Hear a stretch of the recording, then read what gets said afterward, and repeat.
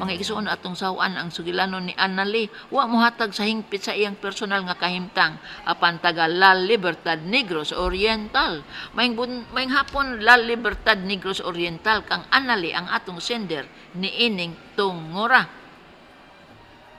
Ang St. Paul College Bulacau, St. Paul College Mandawi, St. Paul College Iframo, Cebu City nagtanyag sa mga kursong nursing, practical nursing, nursing aid, midwifery, complete education courses, complete computer courses, complete high school, elementary, kindergarten ug nursery. Ang tuition affordable pag-ayo. St. Paul College dedicated to work-oriented education. Ang tuli sa Family Clinic Bulacau, Family Clinic Ramos, Dungan, sugod Marso, matapos Hunyo, pagdalag 200. Attention Metro Cebu North and South. Ang St. Paul College sa Ramos mubuka sa High School Department karong Hunyo 2010. Entrance 500, binuan nga tuition 600 kada buwan, tawag sa dugang kasayuran. O karon Annalie, sugilanon kini sa imong silingan baya si John ug si Chris. Ngilad na ba ning sugilanon mo sigurong wa gid ka muhatag sa imong personal nga kahimtang kay na mga matay baya ang mga anak ni John ug ni Chris. Ang problema din si John, ang bana. Si John ug si Chris man nagtiayon. Kini si John sugarol sa manok. Ang hibalaan ani niya derby ra gyud. Dili gid siya mangitag trabaho kay mabuhi ra kuno siya sa derby. Miingon si Chris iyang asawa, "Dong, mas daghan man kang pildi kaysa daog." Dili patoo si John, di siya motoo nga di siya mabuhi sa suga kaning buwang. Tungod kay hagipot na gid kaayo ang panudlanan kay upat gud ang ilang anak. Ang kamagwangan 8 years old, wa gani ka eskwela kay walay budget, kay walay trabaho si John. Dinhi nakahukom si Chris nga manarbaho na lang in town sa lungsod, magtendera. Ug ang iyang sweldo mo'y iyang gipaeskwela sa iyang kamagwangang anak. Usa ka adlaw si Chris miadto sa iyang trabahoan. Iyang gitugon si John nga pabantayan ang upat ka anak nila ug magluto sa kanonon sa mga baboy. Ambot unse ning abot sa hunahuna ni John nga miadto man siya sa derby gabit-bit sa iyang manok nga igbuwang. Iyang gipadlak ang balay. Kay haron ang mga bata di gyud makagawas. O gisultihan ang iyang kinamagwangan nga anak nga pabantayan ang giluto nga pagkaon sa baboy. Sulagma og kapalaran siguro nga miuwan og kusog adtong adlaw. Dili makauli si John kay naglunop ang kining tubig kay mulatas man siya og sapa parong sa ilang balay. Walay kalibutan si John, walay kalibutan si Chris nga ang ilang balay nasunog ug naapil pagkasunog ang iyang upat ka anak. Pag-abot ni Chris sa ilang balay nga wa nay balay, abo na lang ang iyang naabtan ug ang abo sa lawas sa iyang upat ka anak wa makadawat sa kahimtang si Chris. Sa ngadto-ngadto naghikog siya ug namatay. Kini ang subo nga sugilalon ni Annalie nga silingan ni John ug ni Chris. Pangutana, Doktora, si John manggid ang nakaingon sa kamatayon sa iyang upat ka anak. Makiha ba siya? Ang tubag makiha siya for child neglect. Kay kung wa pa niya biyai ang kabataan o wa pa niya padlaki ang portahan, makagawas man katong mga bataa sa sunog. Wala si John presence of mind. Wala siya focus sa iyang pamilya. Ang iyang gifocus ang iyang bisyo sa pagbuwang. Ang naghari siyang galamhan ang pag-adto sa derbe aron makaduwa o makapusta sa iyang manok nga igbubuwang. Nagpaila lamang gayod nga ang iyang bisyo mas importante kaysa iyang pamilya. Kini ang tataw nga sugilanon og picture unsang matang sa amahan kini si John. Ikaduhang pangutana, Doktora, hatagan ba natog kaluoy si John?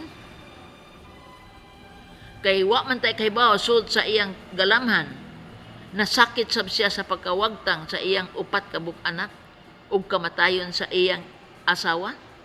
Ang tubag, ipadapli nato ang atong kaluoy. Tinuod Kristiyano kitang tanan, maluoy ta sa atong isig katawo, kay ang gasa sa kinabuhi gikan sa labing makagagahom. Apan sa gibuhat ni John sa iyang banay, sa iyang pamilya, nga wa gid sa mangitag trabaho. Nagpunay lang gid siya tutok sa iyang bisyo sa pagbuwang.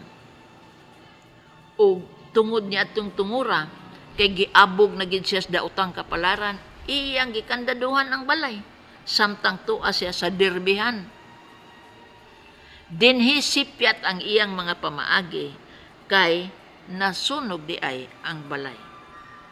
Kung mabuot pa siyang ginikanan, dili niya sa hingpit biyaan ang mga bata. Magtawag siyag silingan, bisan na lang unta ikaw kadto anali, iyang gipamalihog, nga ilantaw-lantaw ang mga bata.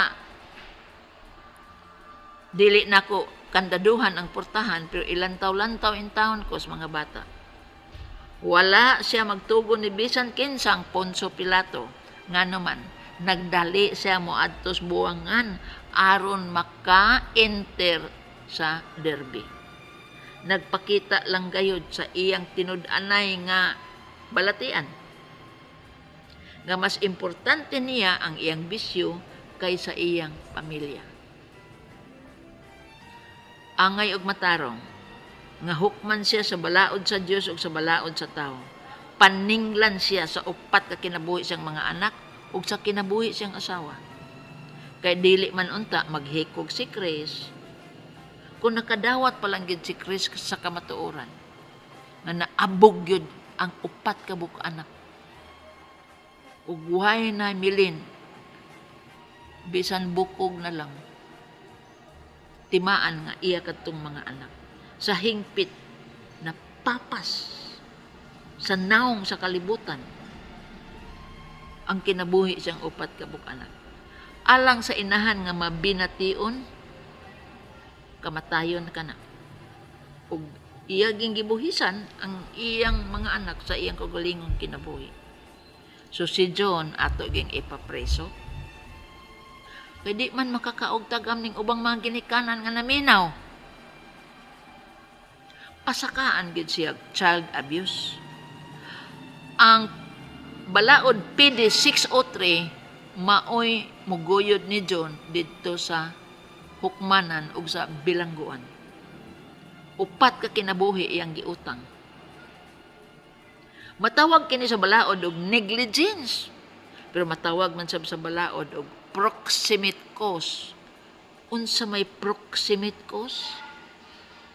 Ang tinubdan gyud sa tinuod lang tugi sa kamatayon sa iyang mga anak, ang iyang pagkadanghag ug pagkaungo sa buwang. Maunay proximate cause. Unya kining proximate cause sa balaod, bugat maning silot ani. So maunay angay ipahamtang ni John. Ikaw anali, murag ambot lang ka anali, kay di, kita laging Pilipino, di man ta gusto manghilabot sa atong silingan, no? Apan anali, ikaw man ang sender. Mauna ni akong pamahayag kanimo. Sa dihang nakamatikod na gid kaday anali, nga magpunay gid kini John og lakaw kay magbuwang, ug ang mga bata wa kay eskwela, ug mga bata biyaan sa balay, kay ang inahan usab nagtrabaho dito sa lungsod, gi-report na unta kanis DSWD. Nganong kinahanglan man i-report? Ang social worker, inspeksyonon ang mga bata kada semana. Na ay progress report gikan sa social worker sa DSWD.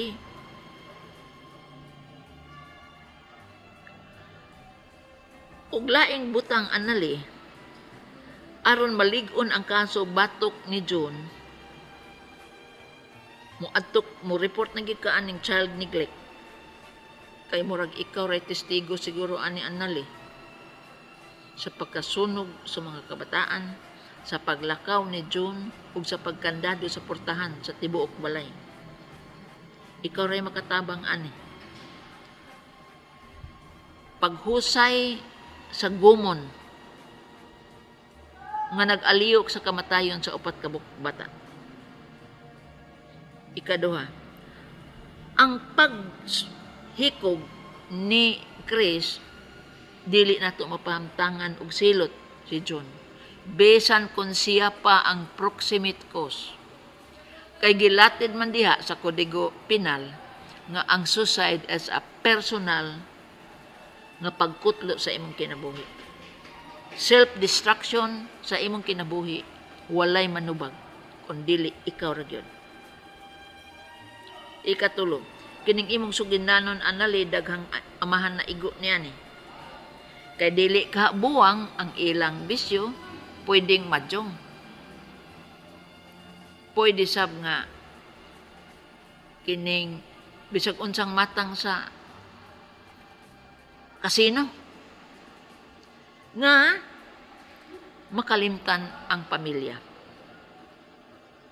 Mga kinaiya nga susama sa kang John, dili gid maayo nga palambuon. Ikaupat, kining bisyo gyud sa tao, labi pa kining pagpanugal, ihatod gyud sa daotang kapalaran sa bisan kinsang pamilya nga adunay bisyo sa pagsugal. Kay musipyat man gyud ang pamaagi sa pamilya, ang pagmatuto sa kabataan makalimtan, ang pagpalambo sa ilang kinaadman makalimtan, ang pagpalambo sa ilang kahimsog makalimtan, ug ang pagpalambo sa ilang morality makalimtan. Madugta, malata, matunas ang tibuok banay tungod sa bisyo. Kini ang moralison nga gipasawan ni Annali kanato. Mga igsoon, salamat sa pagtubay sa tulumanon hangtod sa sunod sugilanon. Dinhi gyapon sa kining akong suliran gikan sa RMN Cebu Stasyon DYHP Tatak RMN.